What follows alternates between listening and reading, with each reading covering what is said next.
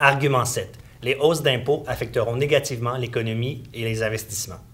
Certains éditorialistes menacent. Les effets pervers d'une telle mesure risquent d'être nombreux. Par exemple, le temps venu de choisir leur lieu de résidence ou d'investissement, les professionnels et les entreprises pourraient faire une croix sur le Québec. Il n'y a pas pire moment qu'aujourd'hui pour pénaliser le travail et l'investissement. Cette question doit être évaluée avec attention. Après tout, il serait bien malvenu d'obtenir un peu plus d'équité dans notre système fiscal si c'est au prix d'un impact fortement négatif pour l'économie québécoise. Selon notre analyse, plusieurs raisons nous empêchent de croire que l'effet des réformes sur l'impôt pourrait être fortement négatif pour l'économie québécoise.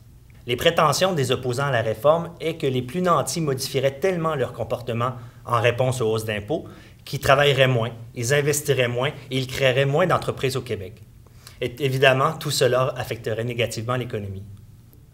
Ce que nous apprennent les études statistiques est loin d'être aussi catastrophique que ce que les opposants des hausses d'impôts voudraient nous faire croire. Les études récentes montrent que l'effet de l'impôt sur la quantité de travail des hauts salariés est assez limité.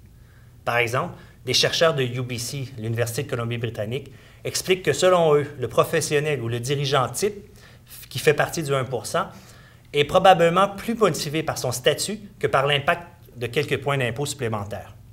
Si l'effet sur l'offre de travail est limité, les recherches montrent par contre que les hausses d'impôts des plus riches viennent augmenter les comportements d'évitement fiscal par l'utilisation plus importante des abris ou des paradis fiscaux.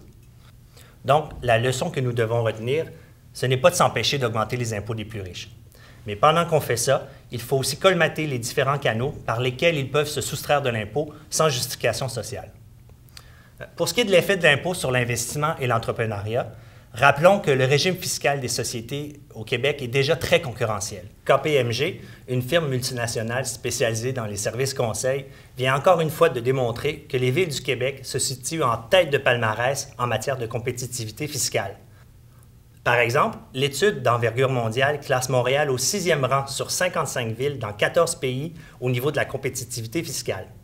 Les résultats de l'étude de KPMG ne sont pas surprenants. Au cours des dernières décennies, le gouvernement fédéral autant que le gouvernement du Québec ont considérablement réduit les impôts pour les entreprises.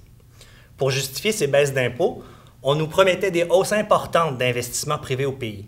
Cette hausse ne s'est évidemment jamais matérialisée et les entreprises sont aujourd'hui assises sur une montagne d'argent liquide. Selon Statistique Canada, les dépôts d'argent comptant détenus par les sociétés privées non financières sont passés de 150 milliards de dollars en 2000 à 526 milliards de dollars en 2012. Dans le débat sur les incitatifs à l'investissement et à l'entrepreneuriat, il convient également de mettre en lumière l'importante déduction de gains en capital de 750 000 dollars. Un entrepreneur qui démarre ou achète une entreprise et qui réussit à la faire grandir pourra, lorsqu'il décidera de la vendre, recevoir totalement libre d'impôt une tranche de 750 000 dollars de gains en capital. Ainsi, avec l'aide de ces comptables, les entrepreneurs et leurs familles sont en mesure d'empocher quelques millions de dollars complètement libres d'impôts lors de la vente de leur entreprise ou encore d'un bloc d'actions de celle-ci. C'est pas si mal comme incitatif à la création de richesses. En fait, l'ampleur de l'impact de la fiscalité sur notre économie semble toujours un peu surfaite. Le service de recherche du Congrès américain conclut une étude en affirmant qu'il ne semble pas exister de corrélation entre l'augmentation des taux marginaux d'impôt et la taille de la tarte économique.